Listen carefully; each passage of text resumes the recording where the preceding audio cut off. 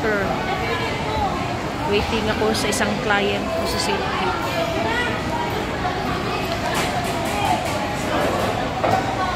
Parang animal style.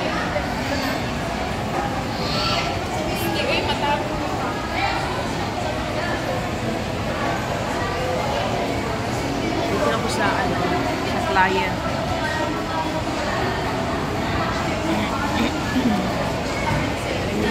Ano po dito?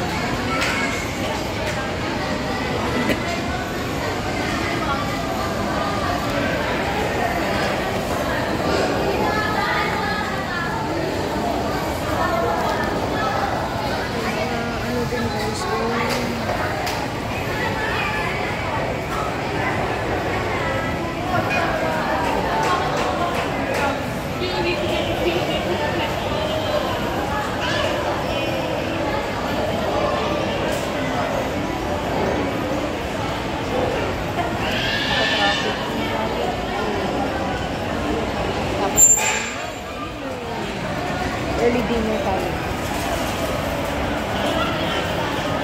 Yan ang buhay natin, guys. Masaya. Mahirap. Pero masaya.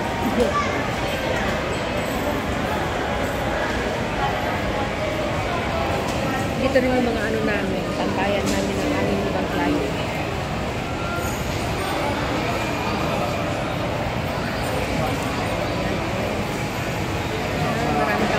Marami kang magpipili.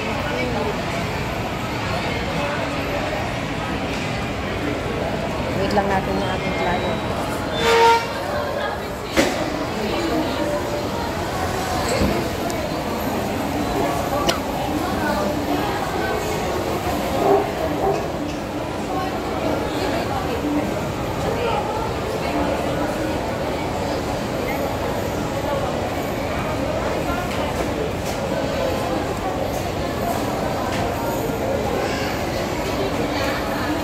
Sarap ng platos nila dito, guys. Ayan.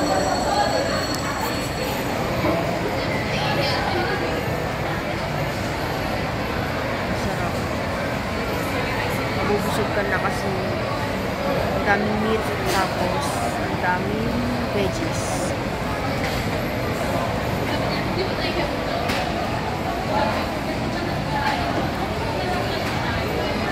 Maliit lang siya.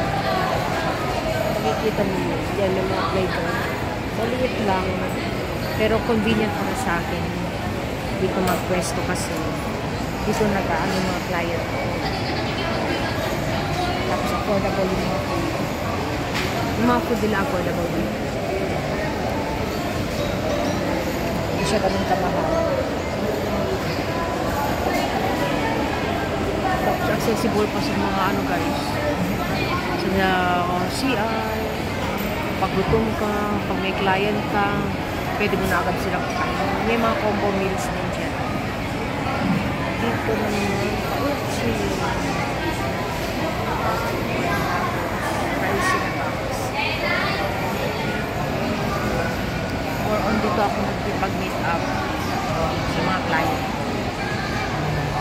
Tapos ngayon, may darating isang client. Actually kanina, meron akong client. Tapos may susunod pa ngayon. Late, ano na siya, late afternoon. Mga client ko. Alam niyo guys, sa totoo lang, dati akala ko hindi ko kakayanin maging agent. Pero, since nagtrabaho din ako sa opisina, guys. Tapos nag-agent ako. Makukumpara ko talaga pagdating sa ano, sa sahuran. Fix kasi pag sa ano, fix kasi sa 15 quincenas, diba? Pero pag agent ko, guys, ano yung sipag mo, yun ang kita mo. Pag nag-empleyado ka, kung ano yung sipag mo, at kung ano yung parelax-relax ng ibang kasama mo, same kayo ng sako. O, di ba unfair? Kaya, hanggang kaya, ako sa pag-agent, kasi masaya. Masaya. Marami kayong guys mamimit ng mga tao na, alam mo yun, marami kang mamimit ng mga tao na magiging kaibigan mo, Tapos may mga referral, alam mo yun. Dadami yung friends mo, dadami yung makakilala mo, dadami yung mga activities mo. Hindi ka naka-stuck lang sa ano. Oo, sa office. Alternate ang pasok ko eh. Pag galimbawa, may mga client ang pasok sa office. Pero pag wala, more on sa ano ako guys. Kasi pag nasa labas ka guys, nandoon ang opportunity. Ang opportunity na sa labas, wala sa loob ng opisina. Kaya nagtatambay ako sa office. Pag may mga remittances ako pag may. Pero kung wala, hindi ako nagtatambay. Ganun siya guys. Kaya better ako sa inyo kung gusto ninyo magkaroon ng magkaroon kayo ng tawag nito extra income. Ito, extra income lang. Gusto nyo. Pwede kang extra income. Pag hindi ka yung suspend sa ano lang siya. Hindi parang sa akin. Ako kasi full time. Extra income. Mabenta kung mabenta. Pag wala.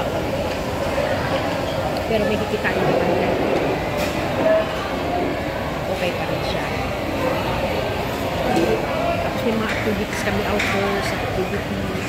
Yung may enjoy mo yun, hindi yung makikita yung pagod.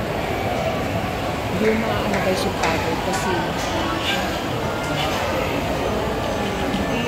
halimbawa may makikilala ka. Makikilala mo, may kakilala naman na gusto gumawa ng mga plan. Tapos ikaw naman may mga something gusto kang makuha na mga related din sa trabaho. Yung pwede kayo mag-mix and match ko yan.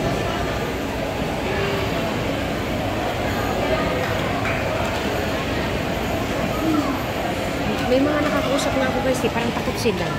Kasi ako nakakatakot naman, parang hirap-hirap. Parang hirap-hirap ng work, ang hirap-hirap ng work. Pero sa totoo lang guys, pag napag-aralan mo ka, hindi siya nangyayon. Hindi talaga siya nangyayon. Yan may mga ano pa dyan. Yan, mga experience. Dito ka. Yan, lagi kang dadala ng water guys. Hindi ako pwede walang tubig. Kasi ayoko rin naman lagi na ako sa soft drinks. Better talaga. No water kang bit-bit. Kasi pag sa office kasi, maraming may mga pagkain. Kung gusto mo magkape, kung gusto mo magtinapay. Minsan, pag maaga kami sa office, free na lang namin. Yung breakfast, yung lunch. Masaya guys, masaya maging agent. Lalo na kung marami kang kakilala, tapos may mga titulala sa'yo.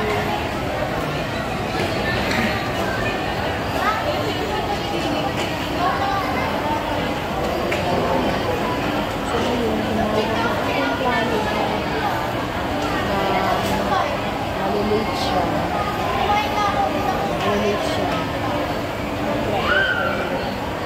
Ano na lang, waiting tayo.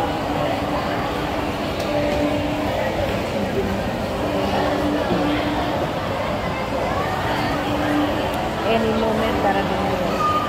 Hindi kasi, dati kasi guys, ang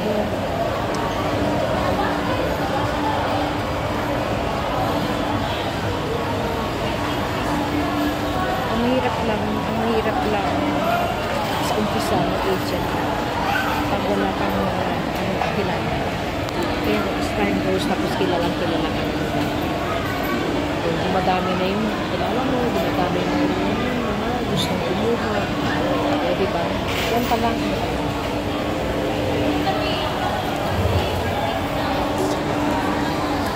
Yan pa lang guys. Ano pa lang?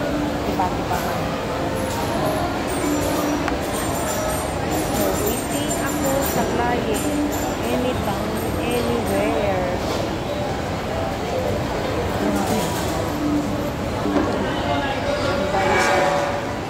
Tayo ay panelax-relax muna.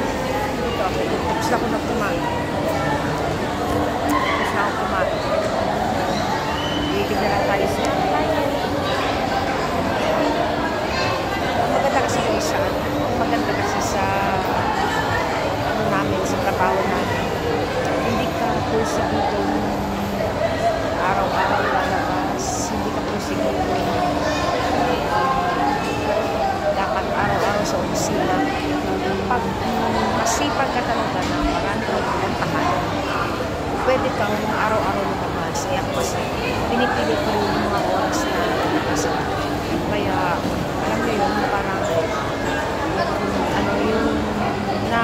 ma-maximize mo yung time, na ma-maximize mo. So, gusto niyo guys maging agent. Walang pilitan. Gusto niyo laging try. Ang saya. Masasabi ko talaga na hanggang kaya mo sa labas. Panaganda yun.